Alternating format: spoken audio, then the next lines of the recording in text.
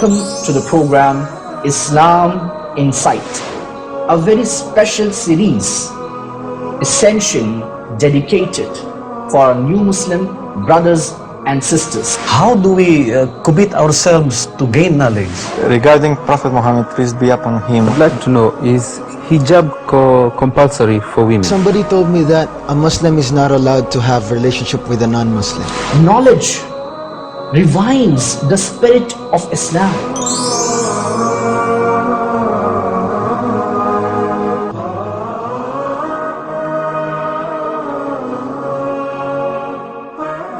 Thank you, brother.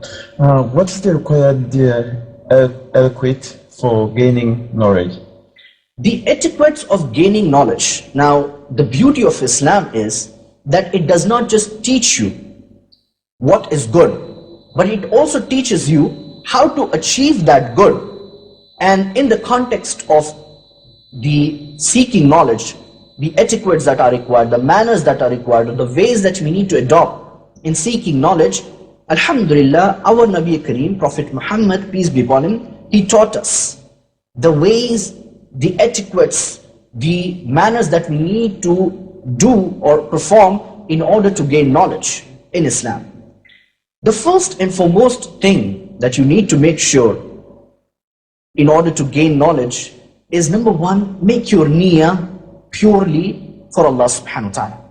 Make an intention that you are gaining this knowledge not to show off. You're gaining this knowledge not to earn money, not for any commercial or materialistic benefits. You are gaining knowledge only to please Allah subhanahu wa ta'ala. This is the fundamental rule or the etiquette that you need to keep in mind while seeking knowledge, that you need to set this intention right, that this knowledge, whatever you're going to learn, is for the sake of Almighty Allah subhanahu wa ta'ala. That is number one. Number two, you need to make sure that you make dua to gain knowledge. Allah subhanahu wa ta'ala, He shows us a very beautiful dua in the Quran, directly to Muhammad, peace be upon him, and indirectly to all of us. Allah subhanahu wa ta'ala says in Surah Taha, Surah number 20, ayah number 114. Allah Almighty says, Qul Rabbi Zidni Ilma. Isn't it beautiful? Say, oh my Lord, increase me in knowledge. So second thing that you need to do is ask Allah to grant you knowledge.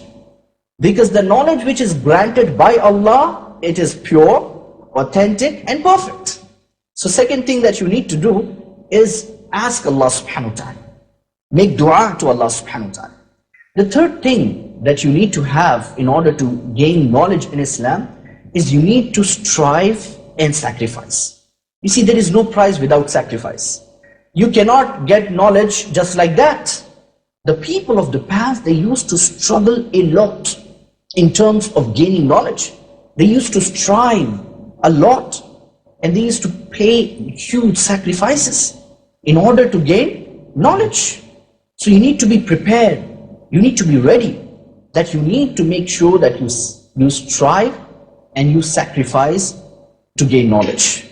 Allah subhanahu wa ta'ala says in Surah Ankabut, Surah number 29, ayah number 69, that if you strive for the sake of Allah, if you strive, Allah Almighty will create many ways that you can't imagine even. You see? So first of all, the initiation must be from your side.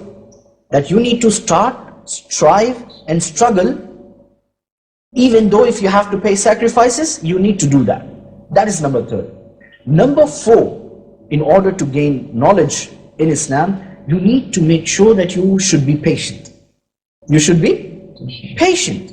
You see, the knowledge which comes in one go, it will leave also in one go. So you need to realize that you need to be patient. Patience in Islam, it means just not wait. You see, generally we know that patience means wait. But in Islam, patience is something very beautiful. The meaning of it is that you need to be firm on the right path. Number one. Number two, you need to move forward on the right path.